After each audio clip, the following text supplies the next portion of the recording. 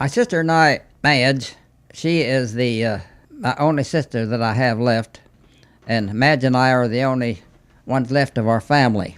And she has heard some of the stories about olden times, and I was talking to her about the things that happened when years and years ago, and she told me about the time that grandmother was a little bit of a girl, about 6 or 7 years old. She had a sister by the name of Nellie. Nellie was didn't hear very good. She was kind of deaf, and she had a little hose about 4 feet long, and she'd stick that into her ear, and on the other end was a little funnel, about 6-inch funnel, and you were supposed to talk into that funnel.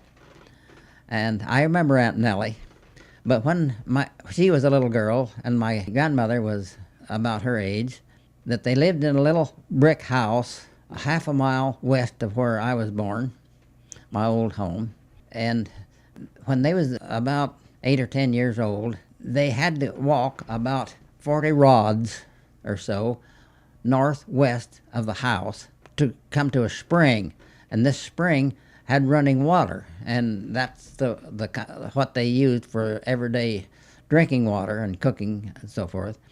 And every day they had to go out there and bring a bucket of water to the house.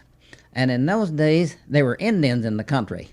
Not a whole lot of savage Indians, but just a few strays that had never been taken away.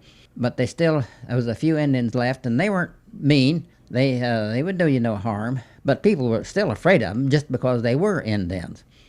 So when they went to get the water, my grandmother would walk ahead, and Aunt Nellie would come along behind her, walking backwards, because she was looking for Indians that was following them, and my grandmother was looking for Indians that she might run into.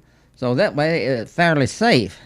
They didn't have to worry about Indians because they could see them coming and run for the house. And I was wondering if some of those stories that we hear was really true or whether they were just made up. And I've come to the conclusion that I haven't heard one of those stories, but what was backed up by the truth.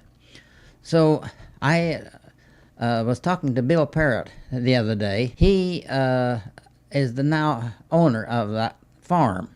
And I says to Bill, Bill, are there a spring of water northwest of that old brick house of yours that is still there? And he says, no. He says, there ain't no spring there where you're talking about.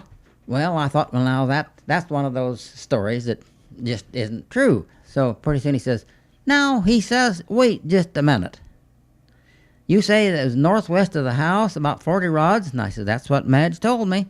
Well, he says, he says, there's a big mud hole right there. It isn't no running water, no spring, but he says there's a big mud hole there and it never goes dry. And that's the story.